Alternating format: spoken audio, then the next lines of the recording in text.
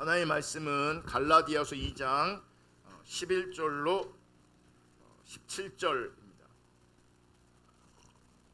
갈라디아서 2장 11절로 17절, 우리 한 절씩 하나님의 말씀 봉독하도록 하겠습니다. 게바가 안디옥에 이르렀을 때에 책망받을 일이 있기로 내가 그를 대면하여 책망하였노라. 야고보에게서 온 어떤 이들이 이르기 전에 게바가 이방인과 함께 먹다가 그들이 오매 그가 할례자들을 두려워하여 떠나 물러가매 남은 유대인들도 그와 같이 외식함으로 바나바도 그들의 외식에 유혹되었느니라. 그러므로 나는 그들이 복음의 진리를 따라 바르게 행하지 아니함을 보고 모든 자 앞에서 게바에게 이르되 내가 유대인으로서 이방인을 따르고 유대인답게 살지 아니하면서 어찌하여 억지로 이방인을 유대인답게 살게 하려냐 하였노라. 이는 본래 유대인이요 이방 죄인이 아니로되 사람이 의롭게 되는 것은 율법의 행위로 말미암음이 아니요 오직 예수 그리스도를 믿음으로 말미암는 줄 알므로 우리도 그리스도 예수를 믿나니 이는 우리가 율법의 행위로서가 아니고 그리스도를 믿음으로써 의롭다함을 얻으려 함이라. 율법의 행위로서는 의롭다함을 얻을 육체가 없느니라. 만일 우리가 그리스도 안에서 의롭게 되려 하다가 죄인으로 드러나면 그리스도께서 죄를 짓게 하는 자냐? 결코 그럴 수 없느니라. 아멘. 여러분, 지금 우리는 거짓된 예배에 대해서 살펴보고 있습니다. 좀 더 구체적으로 표현하면 거짓된 예배를 살펴보기 위해서 거짓된 예배 배후에 대해서 먼저 살펴보았고, 또 지지난 시간에는 참과 거짓이 공존하는 시대에 하나님 관점의 분별력이 필요하다, 이 부분을 나누었습니다. 여러분, 참과 거짓이 공존합니다. 특별히 신앙적인 관점에서 참 신앙과 거짓 신앙이 공존합니다. 이런 시대와 이런 상황 가운데 아주 중요한 게 뭐냐면, 그리고 절대적으로 필요한 것이 무엇이냐면 하나님 관점의 분별력입니다. 하나님의 기준을 볼 수 있는 하나님의 분별력, 하나님 관점의 분별력, 영적 분별력이 우리 가운데 너무 중요하고 절대적으로 필요합니다.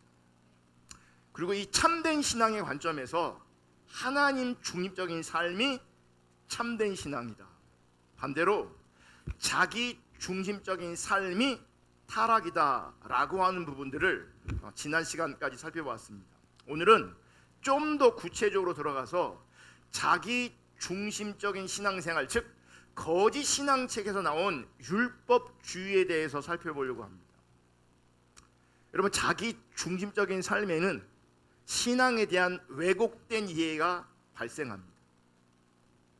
그럴 수밖에 없는 것이, 여러분, 참 신앙은 하나님 중심적인 삶인데, 참 신앙은 하나님 중심적인 것인데, 내가 자기 중심적인 자리에서, 즉 타락한 자리에서 신앙을 이해하니 그 신앙이 당연히 왜곡될 수밖에 없는 거예요. 그러니까 왜곡된 신앙의 이해를 가질 수밖에 없는 거예요.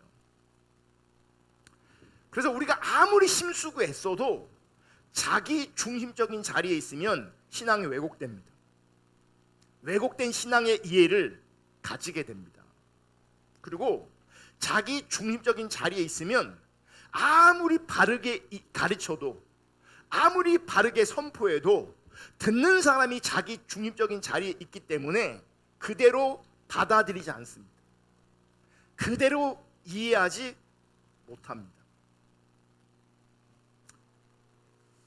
지난 시간에 자기 중립적인 삶의 특징을 나누었는데, 자기 중립적인 삶의 특징이 세 가지가 있습니다. 첫째는 자기 자원으로 사는 삶, 그리고 자기 목적을 위한 삶, 자기 방법으로 사는 삶. 이게 거짓 신앙입니다. 그래서 우리는 이 왜곡된 신앙의 이해를 거짓 신앙 체계라고 말하는 겁니다. 자기 중립적인 자리에서는 이 거짓 신앙 체계가 우리 가운데 자리하게 됩니다. 그러면서 이 거짓 신앙 체계가 어떻게 열매 맺냐면, 어떻게 나타나냐면 율법주의, 기복신앙, 인본주의로 나타납니다. 그런데 이것이 자기 중심적인 삶의 특징을 토대로 하여 나타납니다. 그러니까 여러분, 세상 사람들은요 다 자기 중심적입니다. 왜 그러냐면 타락한 인간은 한 인간도 빠짐없이 우리 모두는 다 자기 중심적입니다. 아멘. 이거가 여러분 인정되셔야 돼요. 그리고 그게 보여야 돼요. 자꾸 보여야 돼요. 왜냐하면 우리 자꾸 잊어버려요. 자기 중심성이 타락이다라고 하는 이 개념을 자꾸 잊어버리고 자꾸 놓쳐버려요. 그리고 어떤 행위 때문에, 내가 가지고 있는 어떤 지식 때문에 나는 하나님 중심이라고 자꾸 여기려고 하는, 착각하는 경향성이 우리 가운데 있어요. 가만히 보세요. 세상 사람들은요, 아니 하나님 믿는다고 하는 사람들도 결국은 자기 자원으로 살려고 합니다. 그래서 이 땅에 많은 사람들은 이 자원을 확보하려고 애쓰고 힘쓰고 있습니다. 내 자원을 만들어야 되는 거죠. 내 자원을 쌓아야 되는 거죠. 그리고 그 자원을 토대로 하여 살려고 하는 겁니다. 그 자원을 토대로 어떤 삶을 추구합니까? 자기 목적을 이루려고 하는 거죠. 어떻게 이루어요? 자기 방법으로. 근데 이것이 신앙의 영역으로 들어오잖아요. 이 자기 중립적인 삶이 신앙의 영역으로 들어오면 자기 자원으로 사는 삶이 어떻게 나타나냐면 율법주의로 나타납니다. 율법주의. 그리고 자기 목적을 위한 삶이 신앙의 어떤 형태로 나타나냐면 기복신앙으로 나타납니다. 그리고 자기 방법으로 사는 그 삶이 인본주의로 나타나는 겁니다. 그래서 교회 안에 율법주의, 기복신앙, 인본주의가 팽배합니다. 왜냐하면 다 자기 중립적인 자리에 있기 때문에 자기 중립적인 그 자리에서 신앙생활을 할 때에 신앙이 왜곡되어 있고, 왜곡된 그 신앙의 자리에서 율법주의, 기복신앙, 인본주의가 우리 삶을 통해서, 우리 신앙생활을 통해서 나타나는 겁니다. 그런데 이 거짓 신앙 체계 중에서도 핵심이 뭐냐? 이 거짓 신앙 체계의 기둥이 뭐냐? 율법주의입니다. 율법주의. 그래서 율법주의는 거짓 신앙 체계의 토대가 되고, 거짓 신앙 체계의 근거가 되고, 거짓 신앙 체계의 뿌리가 되고, 거짓 신앙 체계의 이론이 됩니다. 그래서 율법주의를 잡아야 돼요. 제가 예전에 어느 지역에 외국인데 처음으로 외국 사역을 나갔어요. 그랬더니 같이 간 목사님이 오늘 이게 두 클래스로 나눠서 진행을 했거든요. A 클래스가 있고 B 클래스가 있는데 지역도 달라요. 대상도 다르고. 그래서 그분은 B를 맡고 저는 A를 맡았는데 오늘 뭐 하니? 율법주의 한다 그랬더니 그분이 그러더라고요. 율법주의 껍데기를 다 벗겨버리라. 율법주의 껍데기를 다 벗겨버리라 그러는데 제가 그 얘기를 듣고 헉 그랬어요. 이걸 어떻게 벗기나? 여러분, 그 율법주의 껍데기가, 율법주의가 쉽게 벗겨지는 게 아니에요. 그렇게 쉽게 벗겨지는 게 아니에요. 한번 수련회 한다고, 한번 부흥회 한다고, 뭐 성경 공부한다고 그렇게 해서 거짓 신앙 체계인 그 율법주의가 잡히는 게 아니라고요. 그런데 우리가 참 신앙으로 나아가려면 율법주의를 잡아야 합니다. 그럼 율법주의가 뭐냐? 율법주의는 자기의 종교적인 행실이나 헌신을 의지하여 하나님 앞에 서려고 하는 가치관을 말합니다. 다시 한번 말씀드리면 율법주의는 자기의 종교적인 헌신, 종교적인 행실, 그것을 의지하여 하나님 앞에 서려고 하는 거예요. 자, 거짓 신앙 체계가 뭐라고요? 신앙에 대한 왜곡된 이해가 거짓 신앙 체계라고요. 이 거짓 신앙 체계 핵심이 뭐라고요? 율법주의라고. 율법주의가 뭐라고요? 종교적인 행실이나 종교적인 헌신을 의지해서 하나님 앞에 서려고 하는 것이고요. 그 배후에는 뭐가 깔려 있냐면 자기 중립적인 삶이 배후에 깔려 있는 거예요. 그래서 자기 중립적인 자리에서 신앙에 대한 왜곡된 이해가 생기고, 그래서 율법주의를 취하게 되는 거죠. 그 율법주의가 나타나게 되는 거죠. 이 자기 종교적인 행실과 종교적인 헌신을 의지하여 하나님 앞에 서려고 한다라고 하는 것을 성경의 표현을 빌리자면 행함으로 말미암은 의입니다. 행함으로 하나님 앞에 의롭다 여김 받으려고 하는 거예요. 여러분, 이 땅에는요 이런 가치관이 종교를 떠나도 팽배합니다. 어떤 사람 앞에 내가 인정받아야 살거든요. 많은 사람들이 인정받고 싶어 하거든요. 그죠? 근데 어떻게 인정받으려고 하냐? 잘 보이려고 합니다. 특별히 나에게 뭔가 줄 수 있는 사람, 나에게 뭔가 유익을 줄 수 있는 사람이 있다면 우리는 그 사람 앞에 잘 보이려고 합니다. 그런 성향이 우리 가운데 있어요. 왜냐하면 내가 그에게 잘 보여야 나에게 유익이 있기 때문에 그래요. 그래서 우리는요 나한테 유익이 별로 없다라고 한다면 그 사람하고 그렇게 친하게 지내려고 하지도 않고요, 그 사람 앞에 긴장하지도 않습니다. 조심하지도 않습니다. 막대합니다.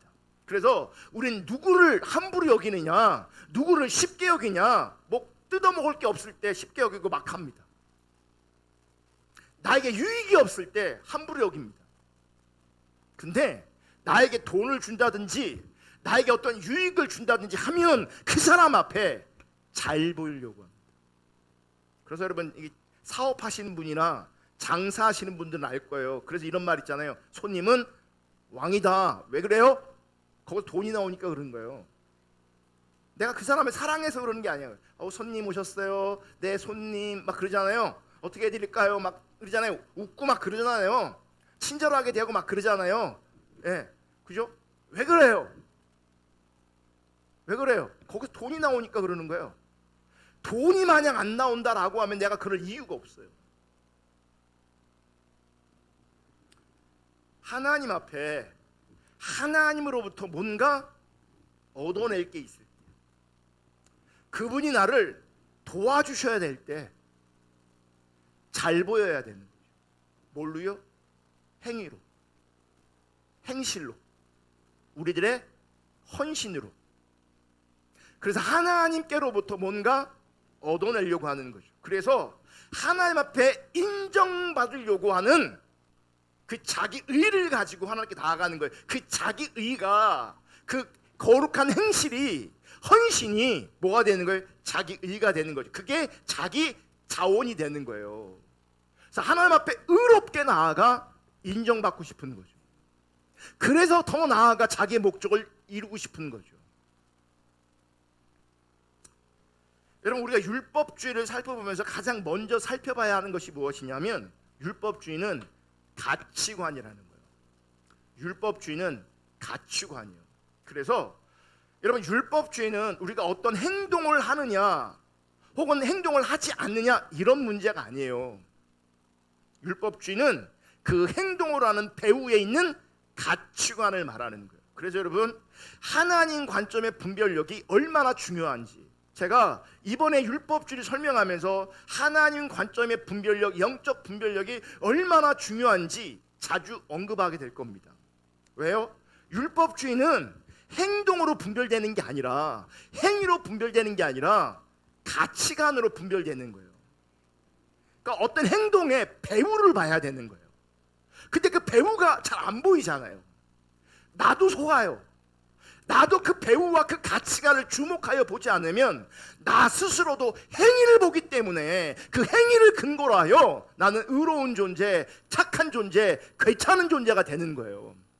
그 배후가 안 보이니까, 그 가치관이 안 보이니까. 그러니까 영적 분별력, 하나님 관점의 분별력 있는 사람은 그 행위를 보는 게 아니라 그 행위 배후를 봅니다. 그 말을 듣는 것이 아니라 그 말 배후에 있는 말의 배후를 보는 거죠. 말 배후에 있는 그 가치관을 보는 거죠. 그 가치관을 볼 수 있는 것이 하나님 관점의 분별력인 거예요.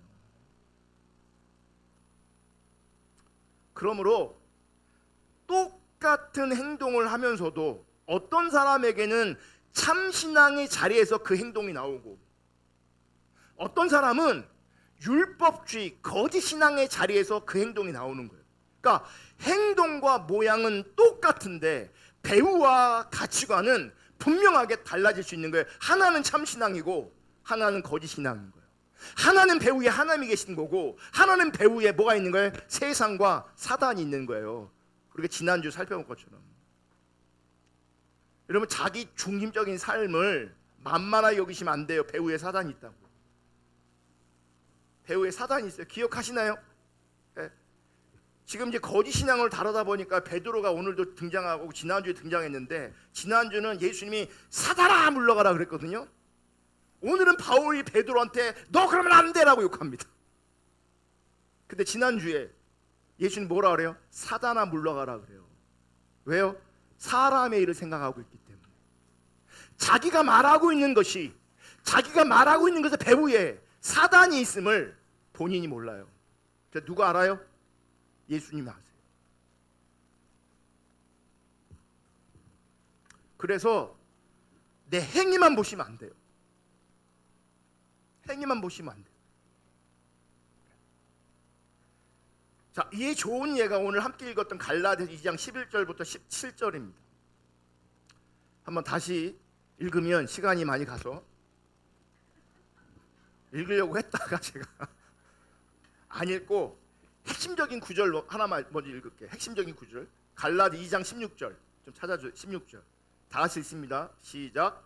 사람이 의롭게 되는 것은 율법의 행위로 말미암음이 아니요 오직 예수 그리스도를 믿음으로 말미암는 줄 알므로 우리도 그리스도 예수를 믿나니 이는 우리가 율법의 행위로서가 아니고 그리스도를 믿음으로써 의롭다함을 얻으려 함이라. 율법의 행위로서는 의롭다함을 얻을 육체가 없느니라. 여러분, 갈라디아서 2장 16절은요 복음을 설명하는 핵심적인 구절이에요. 그러니까 우리가 신앙생활을 할 때 신앙의 관점에서도 핵심적인 구절이 되는 거죠. 아주 중요한 구절이 되는 겁니다. 그런데 지금 본문에서 이 말을 누가 하고 있냐면 사도 바울이 사도 베드로한테 이 얘기를 하고 있는 거예요 지금.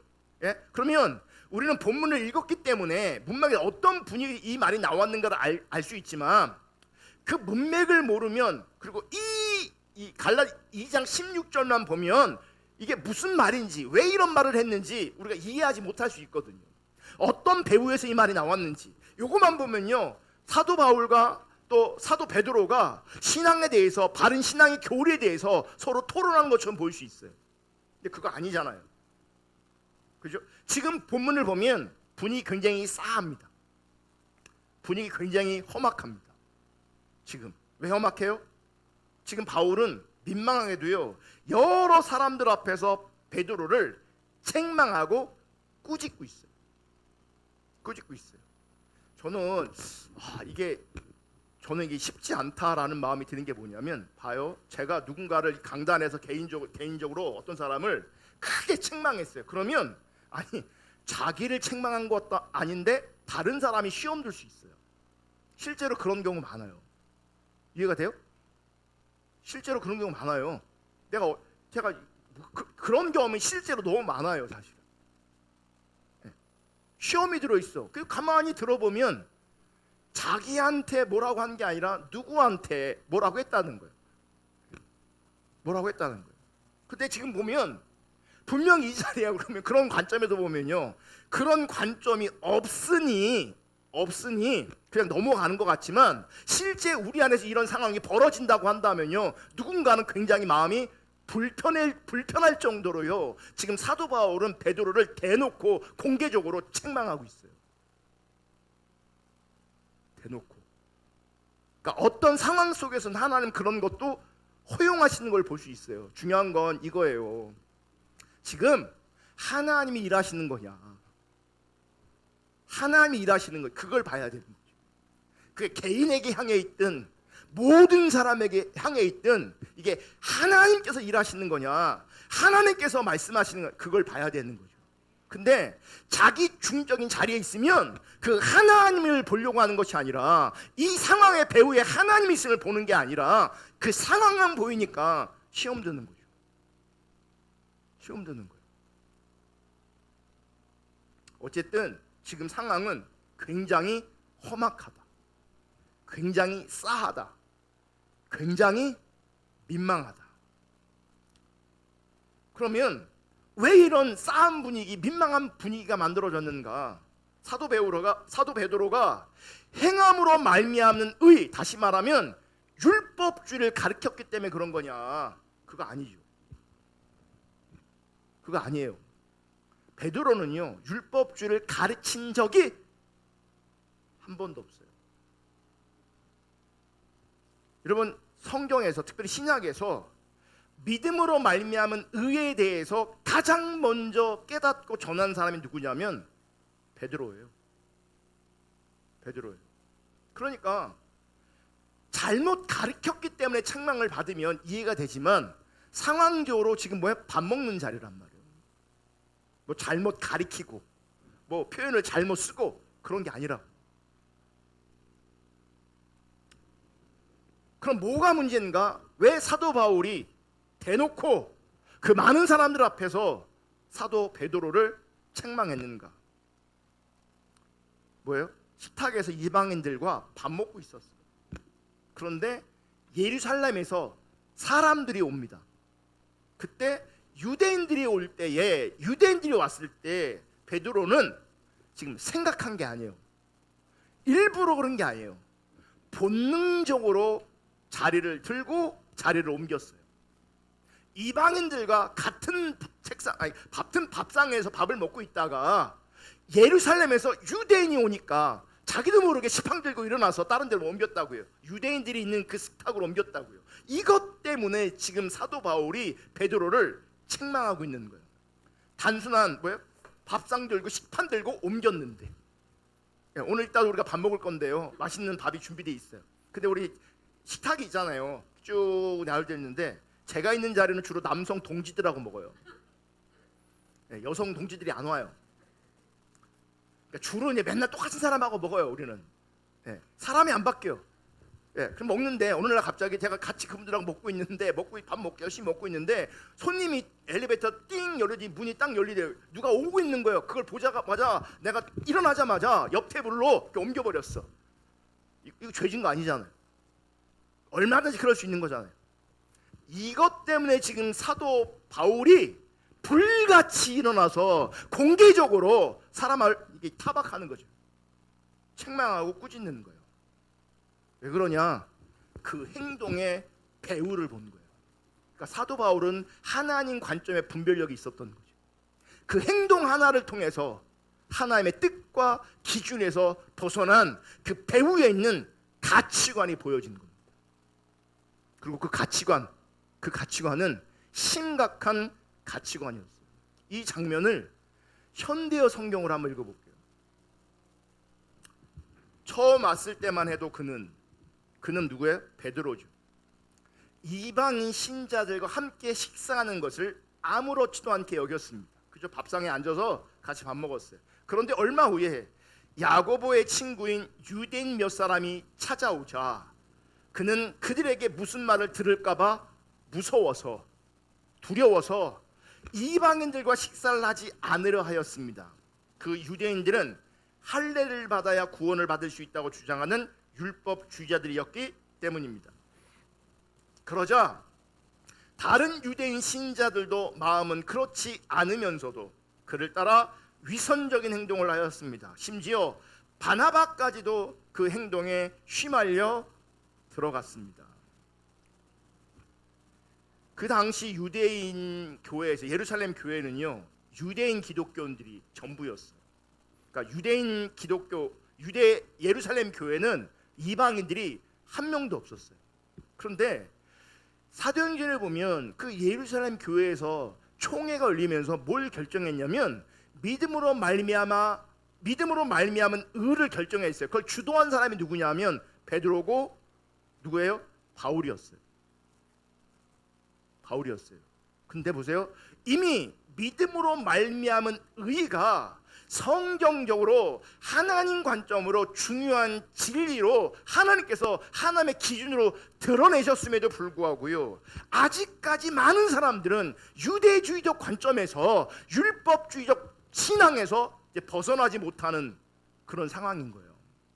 제가 이런 상황을 보더라도 어떤 분이 우리 교회처럼 본질을 그렇게 전해도요 사람은 여전히 기복적이래요. 무슨 얘기 아세요? 안 듣는다고. 그러니까 비춰지지가 않는 거예요.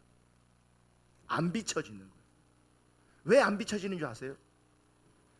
자기 중심성이 내려지지 않으면 아무리 들어도 내가 가지고 있는 그 신앙을 고집하게 돼 있어요. 그러니까 우리 시대의 문제는 뭐냐면 잘못 가르쳐 주는 것이 너무 많아요. 강단에서 율법주의, 기복신앙, 인본주의가 너무 많아요.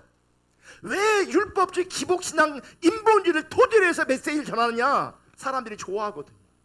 그런 메시지를 사람들이 원하거든요. 그렇게 전해야 사람들이 모이거든요. 헌신하거든요. 그래야 교회가 세워지거든요. 교회가 세워져야 자기도 유명해지거든요.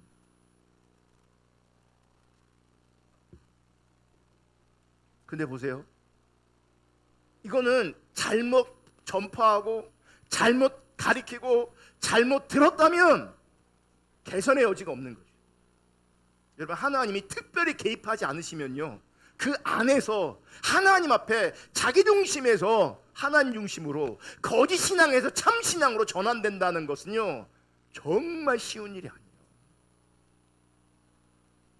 반대로 참 신앙을 전해도, 신앙의 본질을 전해도 어떤 사람한테는요 안 들려요. 뭐냐면 머리로는 내가 이해하고 받아들이는 것처럼 하지만 실제 내 존재성이 자기 중심적인 자리에 있기 때문에 내 깊은 곳에서 내 존재성은 그 거짓 신앙, 왜곡된 신앙을 꽉 붙잡고 있어요. 그래서 들을 때는 아멘 하지만 실제 살 때는 율법주의를 토대로 해서, 기복신앙을 토대로 해서 삶을 살아요. 안 들려. 제가 요즘에 그렇게 기도하고 있어요. 하나님, 들려지게 해달라고. 우리게 뭐 사람 많은 것도 아니지만 듣는 사람이 많을까요? 안 들리는 사람이 많을까요? 예? 들려지고 있는 사람이 많을까요? 아직도 안 들리는 사람이 많을까요? 제가 요즘에 많이 하나님 앞에 많이 시간이 가면 갈수록 하나님이 우리 시대를, 사람을 더 이해하게 하시면서 하나님이 더 마음을 이렇게 아프게 하시고 영적으로는 더 긴장하게 하세요. 그러니까 성경을 보니까 안 되는 인간의 구조가 훨씬 더 크게 보이고 제대로 보이는 거예요. 옛날에는 할 수 있다, 하면 된다. 우리가 막 분위기 띄우고 우리가 하면 그게 되는 건 줄 알고, 그게 하나님 임재인 줄 알고, 그게 하나님 역사인 줄 알았는데 아닌 게 너무 많은 거예요. 이제 보니까 성경을 보니까 아닌 게 너무 많이 보이는 거죠. 되는 게 너무 신기할 정도인 거죠. 안 되는 게 너무 당연한 거예요. 된 적이 없어요. 성경에 보니까 된 적이 없다. 우리가 요셉 같은 특별한 사람이냐고, 아브라함 같은 특별한 사람이냐고요, 아모스 같은 특별한, 이사야 같은, 예레미야 같은 특별한 사람이냐고요. 그냥 보편적인 사람이잖아요. 성경에 보면 그냥 보편적인 사람은 그냥 하나님을 떠난 백성으로 뭉뚱그려 있을 때가 많아요. 그래 남은 자라고 하는 거예요. 이게 계속해서 제 마음에 남아있어요. 내가 남은 자여야 될 건데, 우리 지체들이 남은 자로 하나님 앞에 있어야 될 것인데, 참 신앙이어야 되는데, 진짜 구원받아야 되는데, 이런 마음이 우리 가운데, 제 마음에 있다고요. 제대로 안 들어요. 듣는 것 같죠? 네, 정말 들어주시기를 주님으로 축복합니다. 들려야 돼요. 들려야 돼요. 들으면, 제대로 들으면 특징이 뭔지 아십니까? 우리 안에 애통이 올라옵니다. 애통이 올라옵니다. 안 들리잖아요? 들었는데 못 들은 거잖아요. 애통이 올라오지 않아요. 애통이 없어요. 이게 맞아요 목사님, 이게 참신앙이요, 동의는 해요. 근데 애통이 올라오지 않기 때문에 내가 하나님 중심으로 전환될 수가 없어요. 제대로 봐야 통하고 애통하는 마음이 있을 때에 거기에 은혜가 부어져서 전환이 생겨요. 근데 그냥 이해만 하고 있잖아요. 동력이 없어요. 동력이 없어요. 우리가 오후에 성경 공부하면서 한 형제님이 저한테 고백해 준 게 되게 제가 마음에 남아 있어요. 아무리 들어도요 안 남아 있어요. 안 남아져요. 제대로 안 들어서. 혹은 제대로 못 들어서.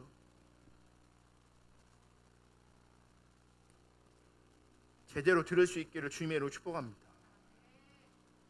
유대 예루살렘에는요 이미 믿음으로 말미암은 의에 대해서 선포되고 있고 결정됐는데도 불구하고 지금 분위기는 그런 게 아니에요. 그러니까 예루살렘에서 유대인들이 이방인들이 모인 그 교회에 오니까 어떻게 해요?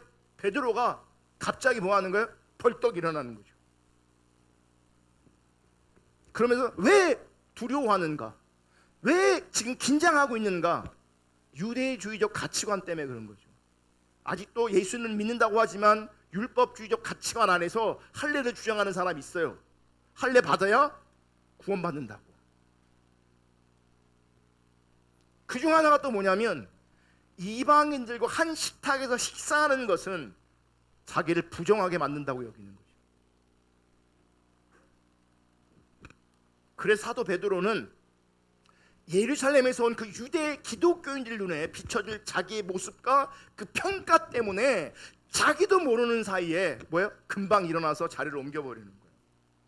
그리고 그 행동을 보면서 사도 바울은 베드로를 강력하게 책망하고 있는 겁니다. 지금 권면이 아니라 책망하고 있는 겁니다. 현대어 성경으로 갈라디아서 2장 14절을 다시 한번 볼게요. 나는 그 광경을 보자. 어떤 광경? 베드로가 밥 잘 먹고 있다가 일어나서 테이블을 옮긴 그 장면을 보자. 그들이 믿음이 진실하지 못하고 복음의 진리 위에 있지도 않다는 것을 알았습니다. 자 보세요. 내 믿음이 뭘로 검증되고 있어요 지금? 기도 안 하고 뭐 큐티 안 하고 이거는요 이런 게 아니에요. 그런 수준이 아니에요 지금. 그러니까 내 믿음이 참신앙이냐 참신앙이 아니냐라고 하는 거는 기도했냐 안 했냐 큐티 했냐 이게 아니라 이것도지만 너무나 소소한 자리에서 내 믿음이 드러날 수 있다는 거예요. 내 믿음이 밥 먹다가 일어났는데 자리 옮겼는데 그걸 가지고 믿음이 진실하지 않대. 복음의 진리 위에 서 있지도 않대. 그래서 사실은요 여러분이 삶의 자리에서 자 우리 안에 신앙적 행위는 사실 교회에 왔을 때 많거든요. 자 신앙적 행위하고 있는 거잖아요. 그죠? 그러면 돌아가서 우리 삶의 신앙적 행위가 뭐 얼마나 되겠어요? 고작 큐티 하나 하는 거 그렇지 않아요? 어떤 분은 뭐 기도 좀 더 하는 거 그러면 시간으로 따지면은 그게 얼마나 되겠냐고요. 하루 24시간 중에 내가 얼마나 신앙적 행위를 하고 있냐고요. 별로 없어요. 별로 안 해요. 그리고 할 수도 없어요. 구조적으로. 그죠? 그러면 나머지 삶의 자리에서 자기 중립적인 삶과 하나님 중립적인 삶이 갈라지는 거예요. 그리고 갈라질 수 있는 거예요. 내 가치관이 어떤 삶을 선택하느냐에 따라서 증거되고 드러나고 있는 거예요. 그래서 지난주에 강력하게 제가 얘기한 게 자기 중립적인 삶의 배후에 세상이 있다, 사단이 있다. 그래서 여러분 세상 사랑하고 돈 사랑하면 그게 자기 중립적인 삶을 살고 있는 거예요. 근데 세상 사랑하고 돈 사랑이 비윤리적으로만 비도덕적으로만 드러나는 게 아니거든요. 얼마든지 아름다운 삶으로 포장될 수 있거든요. 본인도 모르는 거죠. 그 삶 배후에 사단이 있다는 것을. 그 삶 배후에 거짓 신앙에 대한 이해가 있다는 것, 왜곡된 신앙에 대한 이해가 있다는 것이. 여러분 작은 거 하나에 믿음 없음이 드러나고 복음의 진리 위에 서 있지 않은 것이 작은 행위와 작은 말 가운데 드러날 수 있다는 걸 기억하셔야 돼요. 그러니까 영적 분별력이 없으면 이게 분별되지 않죠. 분별되지 않아요. 여러분 농담도 함부로 하면 안 돼요. 그래서 제가 농담 옛날에 많이 했거든요. 정말 농담 많이 했어요. 근데 우리가 하는 농담은 대부분 뭔지 아십니까? 나를 자랑하고 다른 사람을 비하하는 농담 되게 많이 해요. 대부분의 농담의 성격을 뜯어보면 자기를 자랑하는 거예요. 그리고 다른 사람을 비하하는 거예요. 근데 보세요. 나를 자랑하는 걸 내려놓고 다른 사람 비하하는 걸 내려놓으면 할 말이 없어져요. 할 말이 없어져요. 내가 전화를 걸어. 띠링띠링띠링. 왜 전화하겠어요? 왜 전화하겠어요? 둘 중에 하나예요. 내 자랑하든지 누구 씹든지. 많은 사람들이. 여러분들은 아니겠죠. 예. 여러분들은 전화하면 오늘 나에게 주신 하나님의 은혜, 오늘 나에게 주신 하나님 말씀, 뭐 그런 거 나누겠지. 제가 보니 분위기상치, 이 분위기, 이 싸움 분위기, 거기에서도요, 내가 복음 위에 서 있지 않은 게 드러나는 거예요. 누구만 모르냐면 나만 모르는 거예요. 사도 바울이 내 옆에 있었다면 불같이 화냈을 거예요. 불같이 화냈을 거라고요. 사도 바울이 내 옆에 있었으면. 여러분, 저 만난 거 여러분 감사하셔야 돼. 제가 만약 사도 바울이었으면 여러분들 다 난리 났어요. 지금 공개적으로 소영천 막 난리 났을 거라고 지금. 아세요? 대놓고 막 시험 들든지 안 들든지 막 난리 났을 거라고. 그거 율법주의라고, 그거 믿음에 서 있는 거 아니라고, 그거 복음에 서 있는 거 아니라고 막 대놓고 막 그랬을 거라고요. 밥 먹다가 그것도.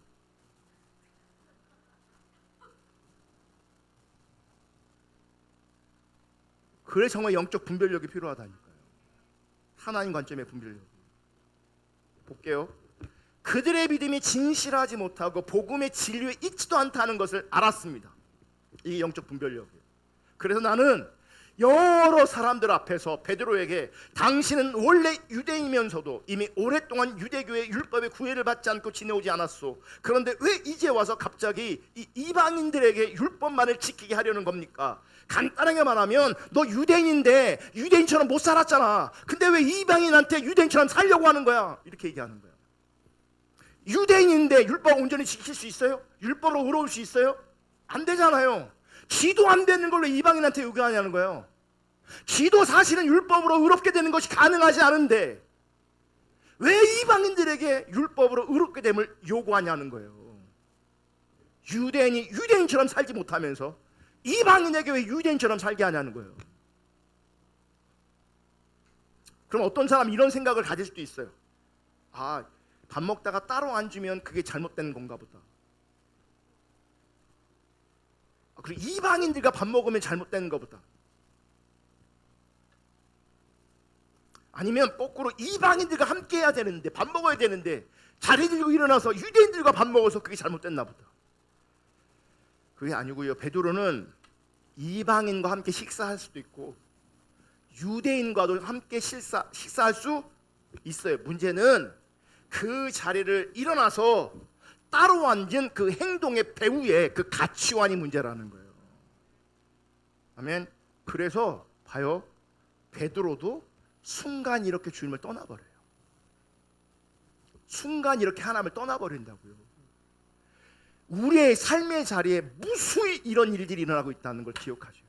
그리고 무수히 이런 일들이 일어날 수 있다는 것도 인식하셔야 돼요. 그래야 내가 깨어 있으려고 하겠죠. 여러분, 깨어 있으셔야 돼요.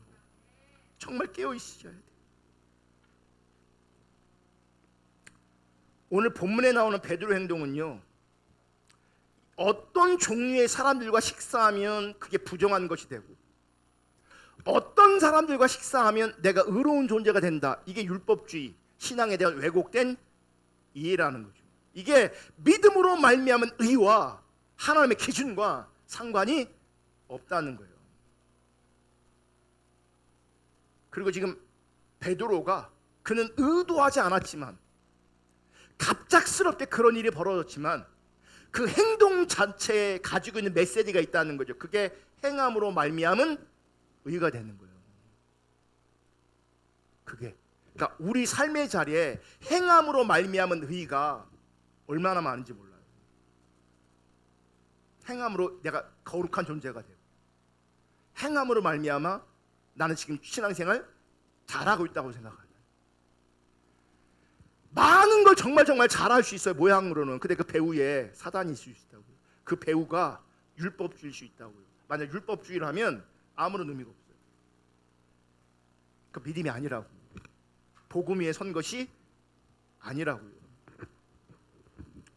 그래서 지금 베드로는 의도치 않게 복음의 진리를 거스르는 행동을 하게 된 겁니다. 이게 외식이 된 거죠. 이게 율법주의적인 가치관인 거예요. 그래서 사도 바울은 많은 사람들 앞에서 베드로를 그렇게 강력하게 책망합니다.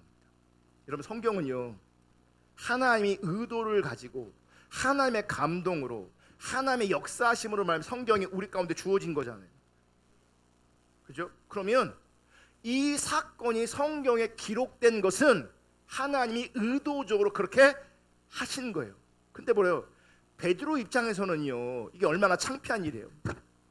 예수님도 뭐라고 했어요? 사단아 물러가라 그랬어요. 그러면 성경을 쓸 때 그 부분 좀 빼주고 쓰면 좋잖아요.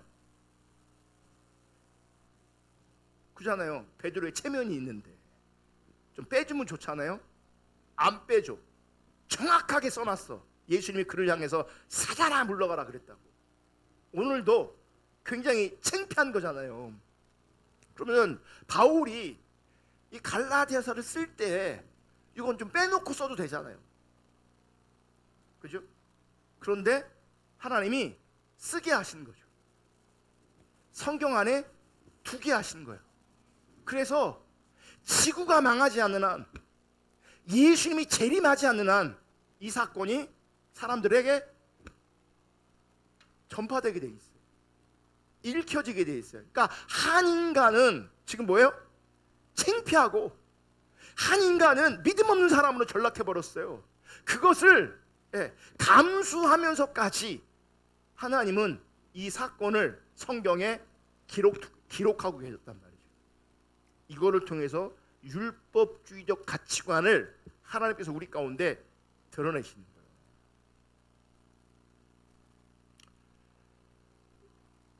여러분, 제가 이렇게 이제 이런 사람 저런 사람 만나다 보면 이런 분들이 있어요. 내가 성경 하루에 기도를 몇 시간 하고 성경을 몇 독하고, 그 상황을 얘기하는 건 뭐 나쁘지 않을 수 있죠. 내가 그렇게 했으니까 그 얘기를 할 수는 있는 거죠. 그죠? 근데 그 행위를 가지고 내가 하나님 앞에 의로운 자로 선다면 그게 율법주의예요. 그게 율법주의예요. 그래서 하나님 관점에서 정말 심각한 문제가 있는 사람들 누군지 아십니까? 사고 치는 사람이 아니에요. 어떤 면에서.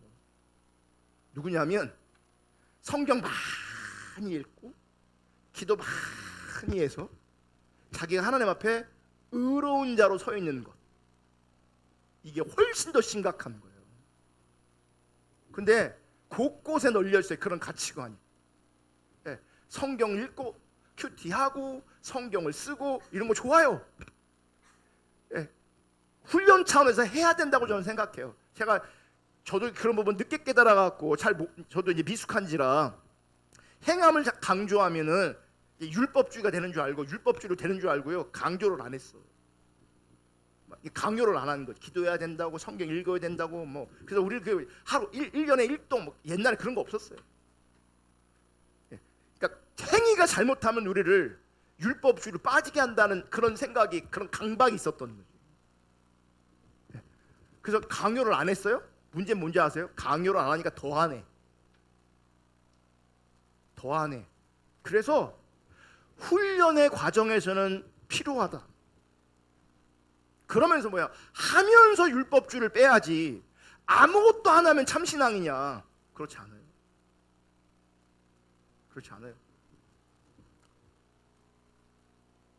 그래서 그러면 율법주의는요, 가치관입니다. 가치관. 어떤 가치관이냐? 율법주의를 한마디로 또 표현하면 육신을 의지하여 하나님 앞에 서는 가치관이에요. 육신을 의지하여 하나님 앞에 서는 것을 말해요. 육신. 그러니까 육신에 해당되는 것은 다양할 수 있고 여러 가지일 수 있어요.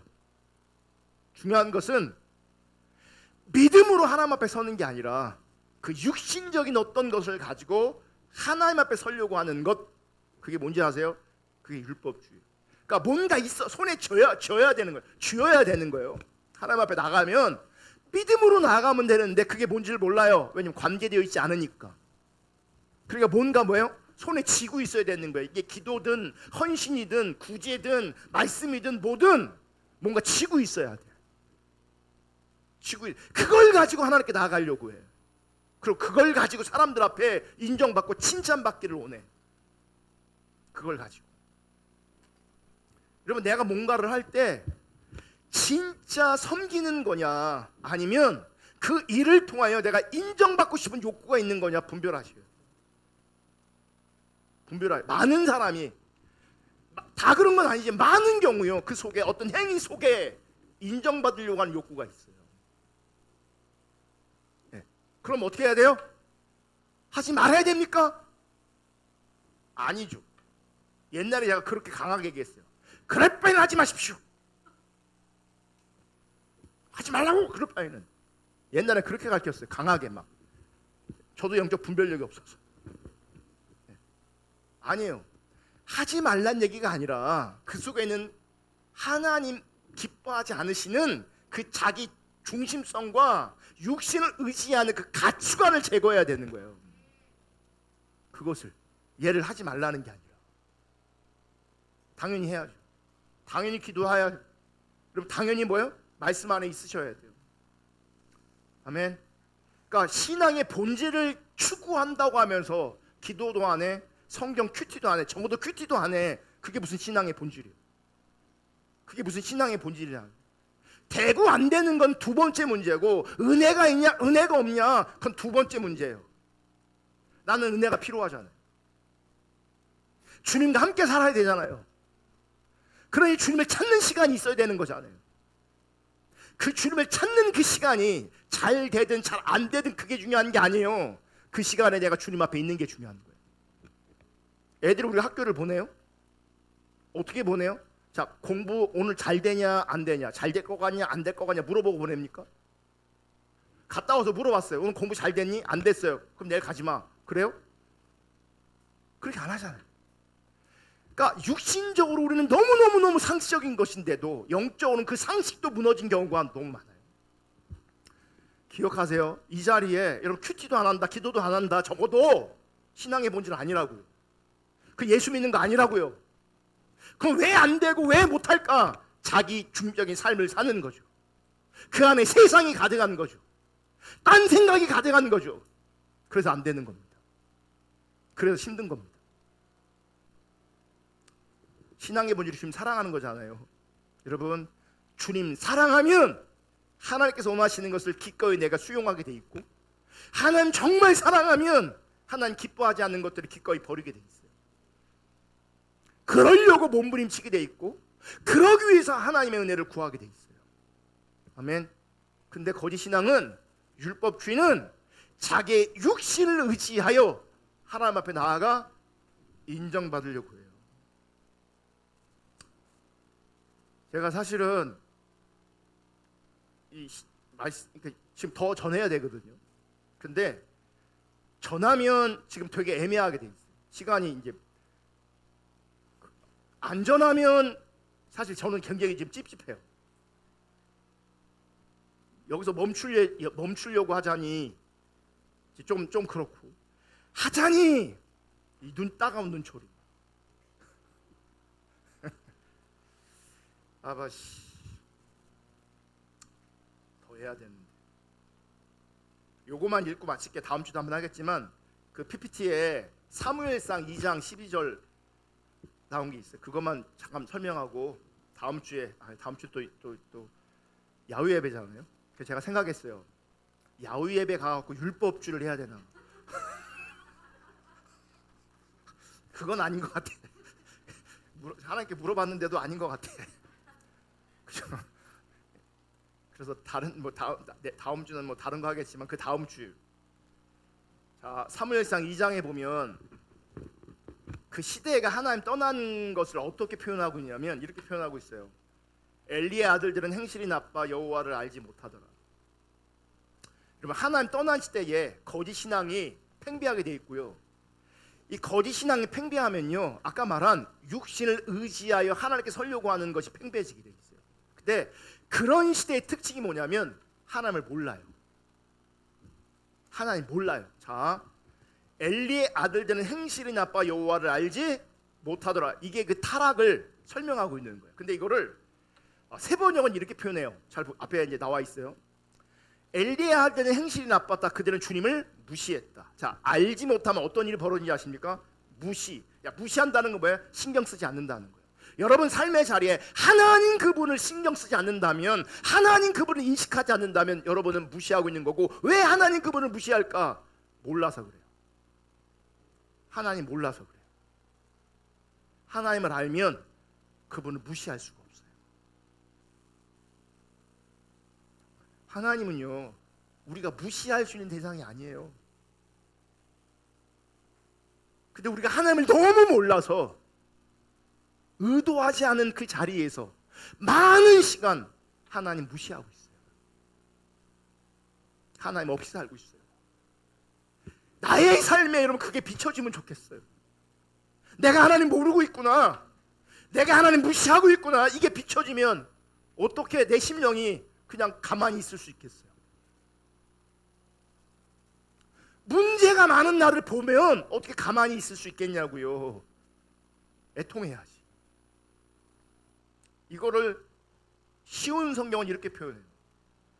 엘리의 아들들은 나쁜 사람들이었습니다. 그들은 여호와를 두려워할지 몰랐습니다. 그죠? 하나님을 모르면 당연히 무시하게 돼 있고 신경 안 쓰게 돼 있고 당연히 하나님을 두려워할 수가 없죠. 하나님을 두려워하지 않으니 나쁜 행실, 자기가 원하는 삶을 사는 거죠. 여러분, 우리 삶에 죄가 사실 보편적으로 우리 안에는요, 죄가 분명히 드러나지 않아요. 우리는 주로 이 관계적인 죄, 생각의 죄, 혹은 더 나아가면 이 말의 실수, 이런 죄들이 있을 수 있거든요. 근데 행실이 나쁜 죄가 우리 가운데 없을 수 있어요. 적어도 우리 안에 있는 사람들 중에는 행실이 나쁜 사람이 적어도 내 눈앞엔 잘 안 보여요. 왜냐면 나한테 그렇게 한 적이 없으니까. 근데 보세요, 만약 여러분의 삶의 자리에 행실이 나쁘고 구체적으로 죄가 있다면 여러분 하나님 모르는 겁니다. 하나님 두려워하지 않는 겁니다. 하나님 무시하고 있는 겁니다. 하나님 모르기 때문에, 하나님 두려워하지 않기 때문에 내 삶의 자리에 영적 긴장도 없습니다. 떨지도 않습니다. 너무나 당당하고 너무나 떳떳하게 죄의 자리로 나아갑니다. 너무나 당당하고 너무나 똑똑하게 하나님 없는 자리로 나아갑니다. 하나님 없는 것을 선택합니다. 왜요? 하나님 몰라서, 하나님 무시해서, 하나님 두려워하지 않아서. 이 말을 현대의 성경은 또 이렇게 표현해요. 엘리 제사장들의 아들들은 점점 쓸모없는 자식이 되어가고 있다. 여러분, 하나님 없잖아요. 그 존재성이 점점 쓸모없어집니다. 점점 쓸모없어집니다. 점점. 그러다가 그들은 제사장이면서도 주님의 일을 위해서는 전혀 힘을 쓰지 않았다. 하나님 모르잖아요.